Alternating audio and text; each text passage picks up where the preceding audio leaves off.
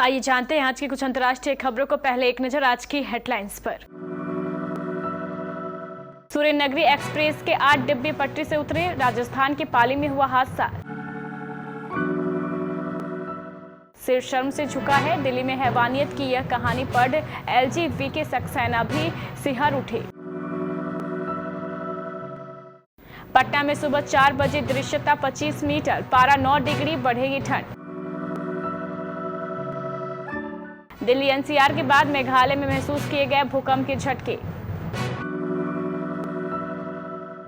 राजौरी में हिंदू परिवारों पर आतंकी हमला, 4 की मौत, 7 घायल।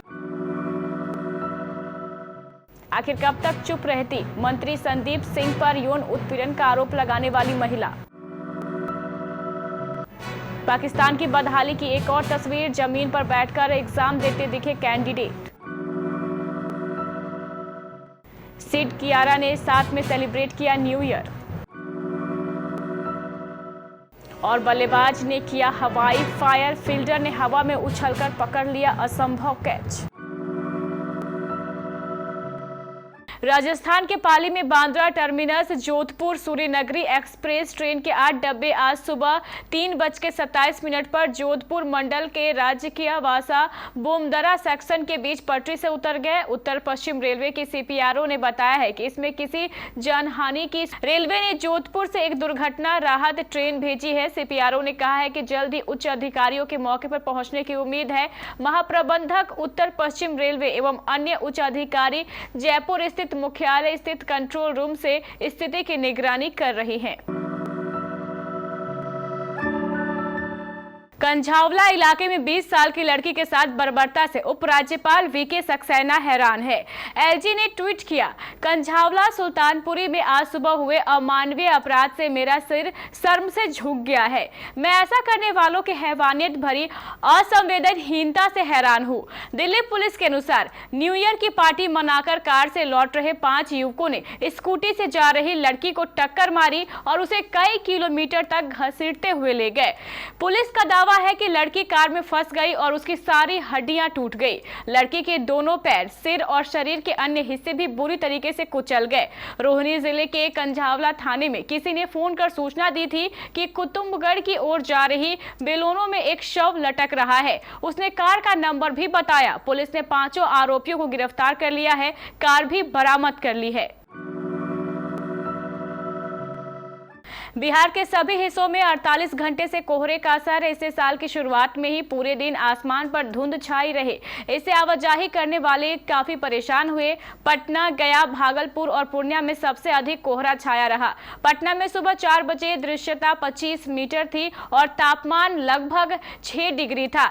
इस दौरान 9 से 11 किलोमीटर प्रति घंटे की रफ्तार से ठंडी पछुआ हवाओं से कनकनी का एहसास हो रहा था। हालांकि 10 बजे के बाद आसमान साफ हो गया, लेकिन ठंड उसी तरह से रही। मौसम वैज्ञानिक संजय कुमार के मुताबिक ठंड के साथ ही गलन भी बढ़ गई है। मौसम विभाग ने कोहरे को लेकर ऑरेंज अलर्ट जारी किया है। नए साल पर दिल्ली एनसीआर के साथ ही मेघालय में भी भूकंप के झटके महसूस किए गए। रविवार रात करीब 11:28 पर आए भूकंप की तीव्रता 3.2 मापी गई। राष्ट्रीय भूकंप विज्ञान केंद्र के मुताबिक भूकंप की गहराई जमीन से 10 किलोमीटर नीचे थी। यह भूकंप मेघालय के 60 किलोमीटर ईएनई निंगपोह में आया था। जम्मू कश्मीर के राजौरी और श्रीनगर के जदीबल इलाके में रविवार देर शाम आतंकियों ने हमला किया। आतंकवादियों ने राजौरी में हिंदू परिवार पर फायरिंग कर दी, जिसमें 4 लोगों की मौत हो गई, साथ ही 7 लोग घायल हो गए। जानकारी मिलते ही सुरक्षा बलों ने घायलों को इलाज के लिए अस्पताल में भर्ती कराया। साथ ही पूरे इलाके की घेराबंदी कर आतंकियों की तलाश शुरू कर दी है। जानकारी के मुताबिक आतंकियों ने ये गोलीबारी राजौरी के धननगरी इलाके में की है। घटना के विरोध में स्थानीय लोगों ने सोमवार को बंद बुलाया है। हरियाणा के खेल मंत्री संदीप सिंह पर छेड़छाड़ और मानसिक प्रताड़ना का आरोप लगाने वाली जूनियर एथलीट्स कोच ने राज्य के गृह मंत्री अनिल विज से मुलाकात की और कहा है कि अगर खेल मंत्री को गिरफ्तार किया जाता है तो ऐसी और भी महिलाएं सामने आएंगी जिनका उत्पीड़न किया गया है।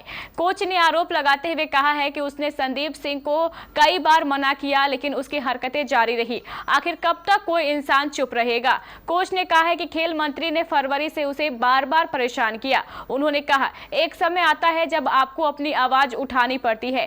खेल मंत्री ने आधिकारिक तौर पर मुझे मानसिक रूप से परेशान किया है। उन्होंने कहा है कि उनकी शिकायतों के बाद खेल मंत्री के खिलाफ मामला दर्ज किया गया है और उन्हें विश्वास है कि उन्हें न्याय मिलेगा। कंगाल पाकिस्तान से एक और चौंका देने वाली तस्वीर सामने आई है। यहाँ बेरोजगारी का आलम यह है कि सरकारी नौकरी के लिए परीक्षा देने आए अभ्यर्थियों को स्पोर्ट्स कॉम्प्लेक्स में जमीन पर बैठना पड़ा। ये उम्मीदवार पुलिस भर्ती की परीक्षा देने आए थे। सोशल मीडिया पर यह तस्वीर खूब वायरल हो रही है। यूजर्स पाकिस्तान की सरकार को घेर रहे हैं। इस्लामाबाद पुलिस भर्ती में भारी भीड़ ने देश में बेरोजगारी पर एक नई बहस छेड़ दी है। बताते चले कि पाकिस्तान के आर्थिक हालात बहुत खराब है।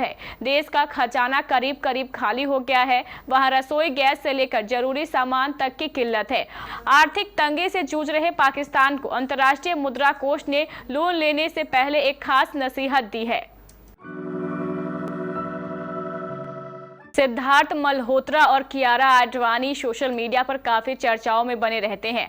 इन दोनों की शादी को लेकर अब कई खबरें सामने आ रही है, लेकिन अभी तक सिद्धार्थ मल्होत्रा और कियारा आडवाणी ने इसको लेकर कुछ नहीं बोला है। अभी हाल ही में दोनों के एयरपोर्ट से कुछ तस्वीरें सामने आई थी। इन तस्वीरों के सामने आने के बाद से माना जा रहा है कि दोनों जल्द ही फैंस को खुशखबरी दे सकते हैं।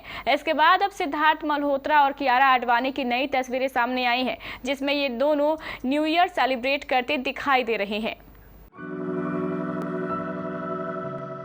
बिग बैश लीग का रोमांच अब चरम पर पहुंच गया है। सिडनी सिक्सर्स और ब्रिस्बेन हिट के बीच खेले गए हाई स्कोरिंग मैच में ब्रिस्बेन हिट ने सिक्सर्स को 15 रनों से हरा दिया। वहीं इस मैच में माइकल नेसर ने गजब कैच पकड़ा। मैच की पहली पारी में सिडनी सिक्सर्स ने शानदार शुरुआत करते हुए ताबड़तोड़ बैटिंग की। चौथे विकेट के लिए जॉर्डन स्किल्स शानदार बल्लेबाजी कर रहे थे। स्किल ने 23 गेंदों में 41 रन का स्कोर खड़ा किया था। इस दौरान उन्होंने 3 शानदार चौके और 2 गगनचुंबी छक्के भी लगाए थे, जिससे स्किल्स और खतरनाक होते दिख रहे थे। लेकिन तभी माइकल नेसर ने उनका असंभव का कैच पकड़ लिया।